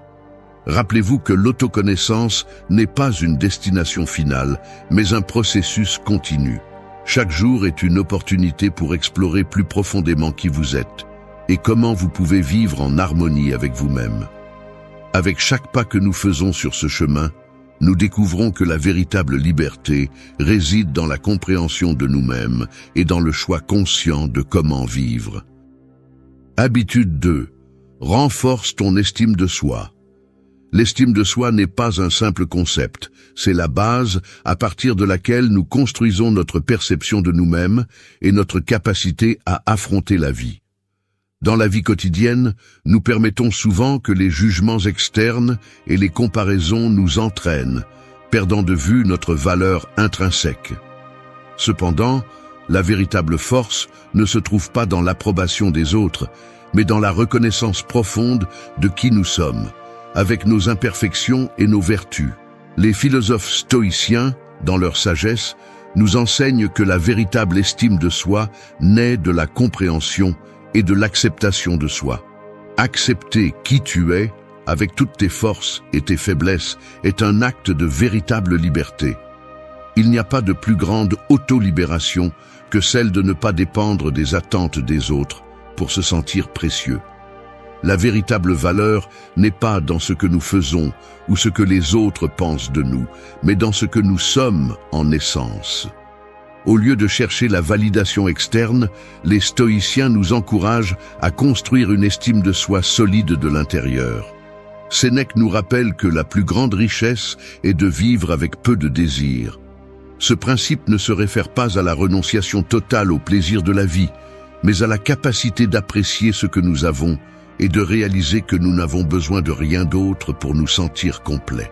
La véritable estime de soi ne se construit pas à travers ce que nous obtenons, mais comment nous nous voyons nous-mêmes, indépendamment de ce que le monde peut dire. La pratique quotidienne de l'autoréflexion et de l'auto-acceptation est essentielle. Au lieu de nous concentrer sur nos déficiences ou nos erreurs, nous devons apprendre à les voir comme des opportunités de croissance. Les stoïciens n'ont jamais cherché la perfection, mais l'amélioration continue. Chaque échec est un maître qui nous offre la possibilité d'apprendre et de nous améliorer, si seulement nous avons l'humilité de l'accepter. Renforcer l'estime de soi stoïcienne ne signifie pas se gonfler de fierté ou tomber dans l'arrogance. Au contraire, il s'agit de reconnaître notre humanité avec toutes ses failles et ses grandeurs, et de les embrasser avec compassion et sagesse. Souviens-toi que ce n'est pas ce qui t'arrive, mais comment tu réagis qui compte. En intégrant cette leçon, notre estime de soi se renforce, car nous cessons de mesurer notre valeur par ce qui se passe en dehors de nous, et commençons à la baser sur notre capacité à gérer nos émotions et nos réponses internes. À la fin de la journée, la véritable estime de soi est une pratique constante, pas un accomplissement d'une seule fois. Chaque pensée, chaque mot et chaque action que nous prenons peuvent renforcer notre relation avec nous-mêmes. Ne laisse pas les opinions externes dicter ta valeur. La valeur que tu possèdes est déjà en toi, attendant d'être reconnue et cultivée. Habitude 3. Établir des limites. Nous vivons dans un monde où les demandes externes semblent être infinies. La pression pour plaire aux autres, pour répondre aux attentes des autres, nous conduit parfois à nous dépouiller de notre énergie et de notre temps, et à oublier ce dont nous avons réellement besoin pour maintenir notre paix intérieure. Mais comment pouvons-nous vivre pleinement et sereinement si nous ne sommes pas capables de tracer des limites claires entre ce qui est à nous et ce qui ne l'est pas? Les stoïciens comprenaient profondément la valeur de l'autodiscipline et de l'auto-soin. Ce n'est pas ce qui vous arrive, mais comment vous réagissez qui compte. Ce principe nous invite à mettre en place des limites saines dans nos vies, non seulement pour protéger notre paix mentale, mais aussi pour nous concentrer sur ce qui nous importe vraiment. En établissant des limites claires, nous nous libérons du fardeau des attentes et nous nous permettons de prioriser nos propres besoins et valeurs. L'idée d'établir des limites ne signifie pas être égoïste ou fermer les portes aux autres, mais apprendre à dire non quand quelque chose nous éloigne de notre mission personnelle.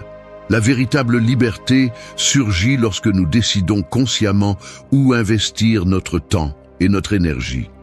Nous ressentons souvent la pression de plaire aux autres, d'être le bon ami, le bon fils ou le bon collègue, même si cela signifie sacrifier notre paix. Le stoïcisme nous met au défi de penser à long terme. Établir des limites nous permet de vivre en accord avec ce qui nous importe vraiment, pas avec ce que les autres attendent de nous. Il ne s'agit pas de créer des barrières rigides, mais de créer un espace où nous pouvons fleurir sans être emportés par les demandes externes. En apprenant à dire non quand c'est nécessaire, nous pouvons dire oui à ce qui enrichit réellement nos vies, à ce qui nous rapproche vraiment de nos objectifs et de notre paix intérieure. Enfin, n'oubliez pas que cette habitude est un acte de respect envers nous-mêmes. En le faisant, nous cultivons la force de ne pas céder à la pression externe et la sagesse de prioriser ce qui compte vraiment dans notre vie. Chaque fois que nous disons non à quelque chose qui ne s'aligne pas avec nos valeurs, nous faisons un pas de plus vers une vie plus sereine, plus épanouissante et fidèle à notre essence. Habitude 4. Encourage l'indépendance. L'indépendance n'est pas seulement la capacité d'être seul ou d'agir par nous-mêmes. C'est un état d'esprit profond, une force intérieure qui nous permet de prendre les rênes de notre vie, de nos décisions et surtout de nos émotions. Nous vivons dans un monde qui encourage la dépendance, la recherche constante de l'approbation des autres, le besoin de validation à chaque pas que nous faisons, et les attentes externes qui nous disent comment nous devons être et ce que nous devons faire. Pour les stoïciens, l'indépendance va bien au-delà de l'autonomie physique ou sociale. Il s'agit d'atteindre un état interne où nous ne dépendons plus de facteurs externes pour définir notre paix intérieure ou notre identité. Comme le disait Sénèque, la liberté n'est pas l'absence de contraintes externes, mais la capacité de rester calme face à elles. Cette idée reflète l'essence du stoïcisme. La véritable liberté réside dans notre capacité à nous détacher des chaînes invisibles qui nous lient à l'approbation externe, au besoin de plaire aux autres et aux attentes de la société. Lorsque nous atteignons l'indépendance émotionnelle, nous cessons de vivre pour plaire aux autres et commençons à vivre selon nos propres principes et valeurs. Nous nous libérons de l'anxiété constante de répondre aux attentes des autres et apprenons à faire confiance à notre propre voix intérieure. La liberté émotionnelle repose sur la capacité d'être fidèle à nous-mêmes, sur la capacité de prendre des décisions sans craindre la désapprobation ou les conséquences de ne pas nous conformer à ce que les autres attendent de nous. Cette habitude d'encourager l'indépendance est une forme de connexion plus profonde avec notre être essentiel. Elle nous permet de maintenir notre paix intérieure indépendamment des hauts et des bas de la vie, des jugements des autres ou des pressions sociales. C'est la force de garder notre essence intacte, de ne pas céder à la confusion du monde extérieur et d'agir en accord avec nos propres valeurs. Lorsque nous atteignons la véritable indépendance, notre vie cesse d'être une réaction aux circonstances qui nous entourent et devient une manifestation consciente de qui nous sommes vraiment. Enfin, l'indépendance stoïcienne est un acte d'authenticité. C'est la volonté d'être qui nous sommes sans craindre le rejet, le courage de vivre selon nos principes sans se soucier de l'opinion des autres. C'est le véritable chemin vers la paix et la liberté intérieure. En maîtrisant cette indépendance, nous devenons les capitaines de notre propre vie, guidés non pas parce que les autres pensent ou attendent, mais parce que nous choisissons d'être. Habitude 5. Développer des compétences en communication. La communication n'est pas seulement un acte de transmission de mots, c'est un pont entre les pensées et les émotions, un outil fondamental pour établir des connexions authentiques avec les autres. Cependant, dans un monde plein de bruit et de distractions, il est facile de perdre de vue la véritable essence de la communication. Pour les stoïciens, la parole est un instrument de sagesse, une façon de partager nos idées sans laisser nos émotions déborder notre jugement. Rappelez-vous que les mots ne doivent pas être utilisés à la légère, mais avec sagesse, en cherchant la vérité. La clé de la véritable communication réside dans le fait de savoir écouter et d'exprimer nos idées avec clarté et calme, sans laisser nos émotions nous aveugler. Souvent, nous sommes emportés par des impulsions et des réactions émotionnelles qui ne font que compliquer la conversation. Les stoïciens nous enseignent que nous pouvons et devons être conscients de la façon dont nos paroles affectent à la fois les autres et nous-mêmes. Pour atteindre une communication efficace, il est essentiel d'apprendre à écouter avec une attention totale. Souvent, lorsque nous interagissons avec les autres, notre esprit est occupé par nos propres idées, jugements et préjugés, ce qui nous empêche de comprendre vraiment ce que l'autre essaie de dire. Écouter profondément non seulement enrichit nos relations, mais nous permet également de grandir en tant qu'individus. En donnant de l'espace aux paroles de l'autre, nous cultivons un esprit ouvert et flexible, une caractéristique centrale de la pensée stoïcienne. La véritable compétence en communication ne réside pas dans le fait de parler beaucoup, mais de parler avec un but, de savoir quand se taire et quand exprimer nos idées avec clarté et respect. L'honnêteté dans la communication nous permet de créer des relations plus profondes et authentiques et nous libère du fardeau du jugement externe. En étant conscients de nos paroles, nous nous éloignons du bruit de la superficialité et nous nous rapprochons de la sagesse et de la clarté recherchées par les véritables stoïciens. Ainsi, chaque conversation devient une occasion de pratiquer la vertu, d'écouter, d'apprendre et de vivre avec une meilleure compréhension de la réalité. Habitude 6. Pratiquer la pleine conscience. La pleine conscience n'est pas un exercice à la mode ni une simple technique de relaxation, mais une pratique profonde qui nous mène à la racine même de ce que signifie vivre selon la nature. Dans le stoïcisme, être pleinement conscient du présent est le chemin vers la véritable liberté. Elle nous dit que le présent est la seule chose que nous possédons réellement, et que s'accrocher à ce qui est déjà passé ou craindre ce qui est à venir est une forme d'esclavage mental qui nous éloigne de la vertu. Le stoïcien ne cherche pas la distraction ni l'évasion, mais l'acceptation totale du moment tel qu'il est. Rappelez-vous, ce qui est entre nos mains, c'est notre attitude face à ce qui se passe, pas le fait en lui-même. La véritable liberté réside dans notre capacité à observer la vie sans être emporté par elle, à reconnaître que, bien que nous ne puissions pas contrôler ce qui nous arrive, nous pouvons décider comment y répondre. Chaque instant, chaque respiration est une opportunité de choisir la sérénité sur la réaction émotionnelle, le contrôle de soi sur l'impulsion.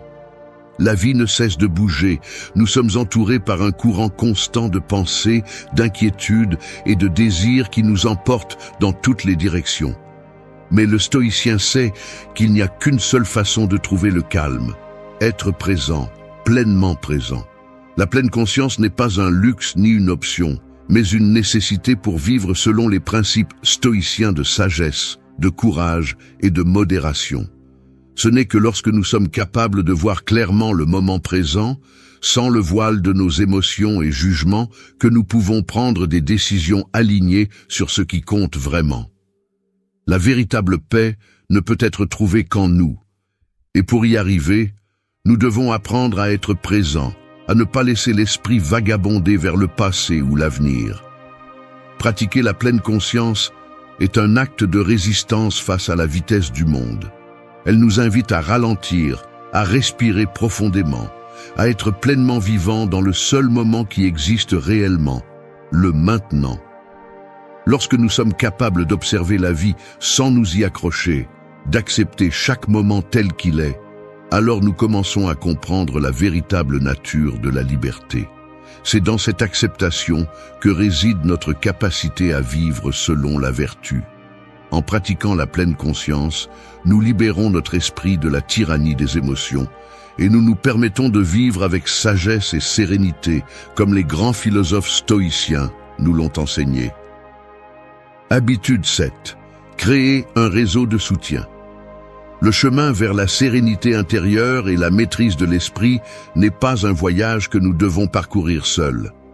Bien que le stoïcisme valorise l'autodiscipline et l'autosuffisance, il reconnaît également l'importance des relations humaines comme un pilier fondamental de notre bien-être. La création d'un réseau de soutien n'est pas une faiblesse, mais une force qui nous permet de grandir et de faire face aux difficultés de la vie avec une plus grande résilience. N'oubliez pas que nous sommes faits pour vivre en communauté et que nos relations avec les autres sont essentielles à notre paix intérieure. Le réseau de soutien que nous cultivons doit être constitué de personnes qui nous poussent à être meilleurs, qui nous défient de manière positive et nous aident à maintenir notre clarté et notre objectif. Dans ce monde si souvent marqué par l'incertitude et le chaos, avoir quelqu'un qui nous écoute, qui nous donne des conseils avisés ou qui est simplement à nos côtés est une ancre vitale. Le stoïcisme ne nous invite pas à nous fermer au monde extérieur, mais à chercher des relations qui nous aident à renforcer notre vertu et à maintenir notre équilibre émotionnel. Un réseau de soutien solide ne se réfère pas seulement à des amis ou à des membres de la famille proche. La compagnie de ceux qui nous comprennent et partagent nos principes peut être cruciale pour rester concentré sur nos objectifs personnels. Tout comme une plante a besoin d'un environnement approprié pour grandir, nous avons besoin de nous entourer de personnes qui favorisent notre paix intérieure et nous aident à cultiver notre résilience. Le stoïcisme n'enseigne pas à vivre en isolement, mais à être sage dans les interactions que nous avons. Nous devons reconnaître qu'il y a des moments où nous n'avons pas toutes les réponses et que d'autres peuvent nous offrir des perspectives précieuses, fait partie du processus de croissance. Accepter le soutien n'est pas un signe de faiblesse, mais de force intérieure. Ceux qui savent reconnaître leurs limites sont ceux qui, en fin de compte, trouvent les meilleures solutions à leurs défis. Les relations profondes et authentiques nous donnent le courage de faire face aux moments difficiles sans perdre notre contenance. Ce sont ces connexions qui nous permettent de rester fermes et sages, en nous rappelant que nous ne sommes pas seuls dans notre quête de la paix intérieure. En même temps, nous devons être conscients que toutes les relations ne sont pas également bénéfiques. Nous devons renforcer nos relations avec des personnes qui apportent réellement de la valeur à notre vie et nous éloigner de ceux qui nous détournent de notre paix. Un réseau solide de soutien ne nous aide pas seulement à rester concentrés, mais nous offre également l'espace pour être vulnérables, pour apprendre et pour nous transformer. C'est pourquoi le stoïcisme ne nous demande pas d'ignorer le monde extérieur, mais de choisir judicieusement les relations qui nourrissent notre esprit et notre âme. Habitude 8. Concentrez-vous sur vos objectifs personnels. Dans la vie, nous sommes constamment confrontés à des distractions qui nous éloignent de ce qui compte vraiment. Le stoïcisme nous enseigne que la seule façon de vivre en accord avec la vertu est d'avoir une clarté sur ce que nous voulons accomplir, et plus important encore, pourquoi nous voulons l'accomplir. Les objectifs personnels ne doivent pas être simplement des désirs superficiels ou des attentes externes. Ils doivent être la manifestation de notre véritable nature et de nos valeurs les plus profondes. Un stoïcien ne se laisse pas emporter par les attentes des autres ou par l'influence de l'environnement. Au lieu de cela, il forge son propre chemin, guidé par sa raison et sa volonté. Marc Aurèle réfléchissait constamment à l'importance d'agir en accord avec son propre but. Pour lui, les êtres humains doivent vivre en accord avec leur nature rationnelle, et cette rationalité implique une direction claire et un focus constant. Fixer des objectifs n'est pas seulement une question de désir, mais d'alignement avec notre véritable nature en tant qu'êtres pensants, réfléchissants et moraux. Les objectifs doivent être choisis judicieusement, non pas par impulsion momentanée, mais par une réflexion profonde sur ce que nous voulons vraiment atteindre tout au long de notre vie. Un objectif, pour un stoïcien, doit être atteignable par une action constante et doit être aligné avec la vertu. Il ne s'agit pas d'atteindre le succès externe à tout prix, mais de grandir intérieurement tout en avançant vers nos objectifs. La véritable récompense n'est pas dans ce que nous obtenons, mais dans ce que nous devenons en travaillant pour l'atteindre. Sur ce chemin vers l'épanouissement personnel, la patience et la discipline jouent un rôle fondamental. La force d'un stoïcien réside dans sa capacité à persévérer, quels que soient les obstacles qui se présentent. Il ne se laisse pas détourner par les tentations du moment ou par les difficultés, mais maintient son focus sur son objectif avec un calme imperturbable. Rappelez-vous, ne cherchez pas à ce que les événements arrivent comme vous le souhaitez, mais souhaitez qu'ils arrivent comme ils arrivent, et votre vie sera sereine. Ainsi, le véritable accomplissement est de maintenir le calme, la vertu et la sagesse, indépendamment des hauts et des bas sur le chemin.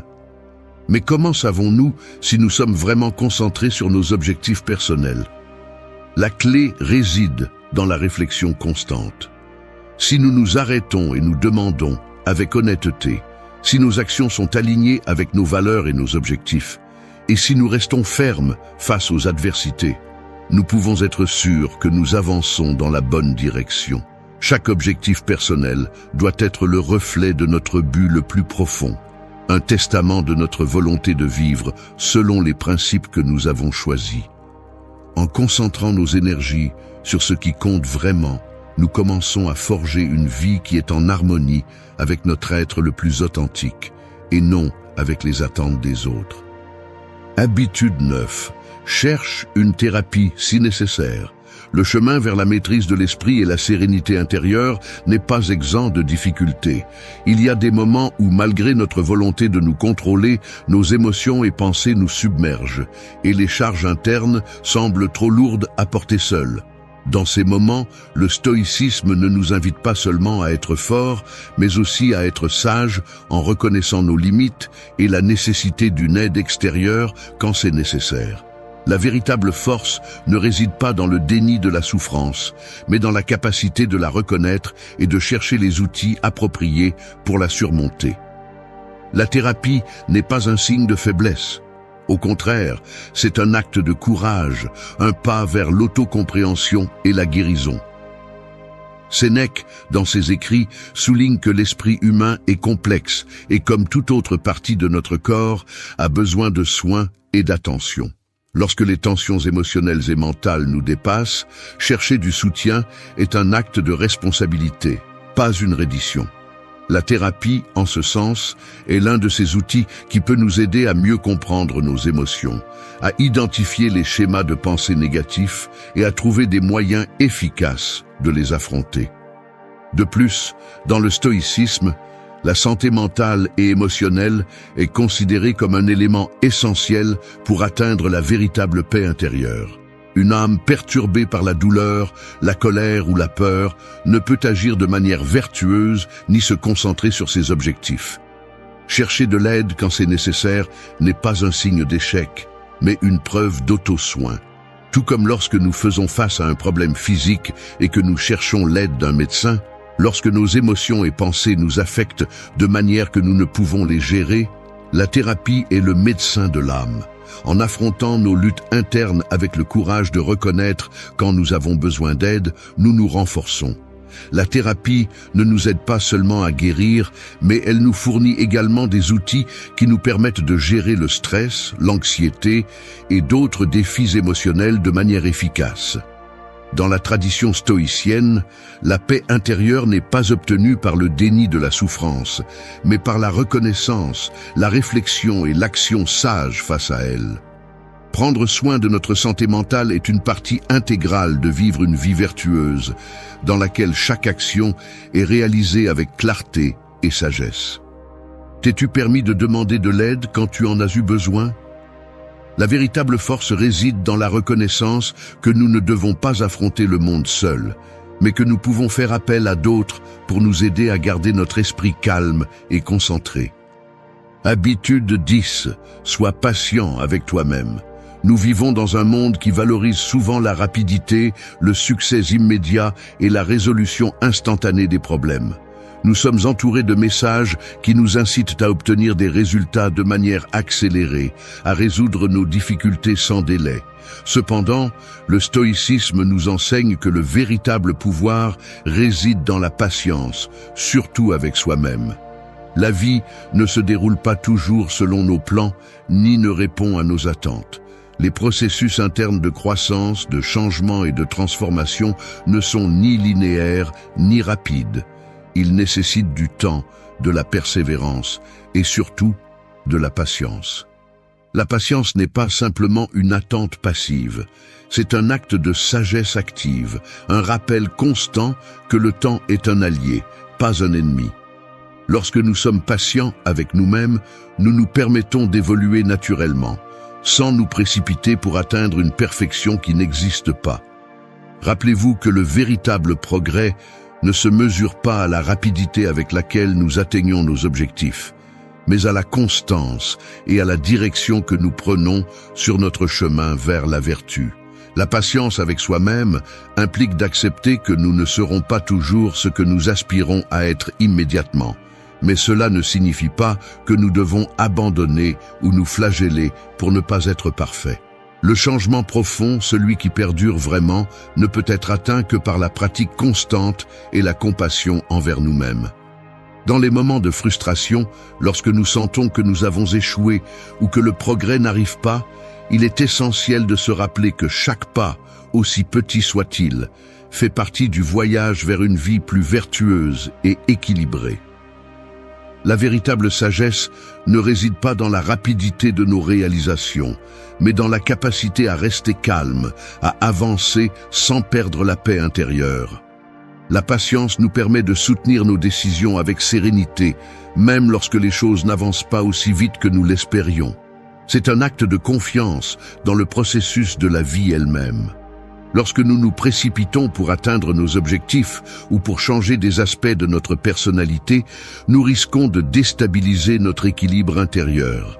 La patience nous enseigne à accepter le présent tel qu'il est, à comprendre que le processus de transformation est aussi précieux que le résultat final. Si nous nous mettons constamment sous pression pour atteindre quelque chose sans nous donner d'espace pour réfléchir, nous pouvons perdre de vue le véritable but de nos actions. Sois patient avec toi-même, car le chemin vers la maîtrise de l'esprit n'est pas quelque chose qui se réalise du jour au lendemain. Chaque pensée, chaque action, chaque réflexion est une graine qui, avec le temps, portera ses fruits. La véritable force ne réside pas dans l'évitement des erreurs, mais dans l'apprentissage de celles-ci sans se décourager. En étant patients avec nous-mêmes, nous cultivons la résilience, la sagesse et la sérénité qui nous permettent de vivre une vie stoïcienne, pleine de buts et de clarté. Merci d'être resté jusqu'à la fin de la vidéo. Si vous avez tout vu, commentez « Je suis stoïcien » comme notre signe secret, indiquant que vous êtes un véritable apprenant du stoïcisme. N'oubliez pas de vous abonner et de liker la vidéo si elle vous a plu. Rendez-vous dans la prochaine vidéo et rappelez-vous, continuez à cultiver votre esprit stoïque.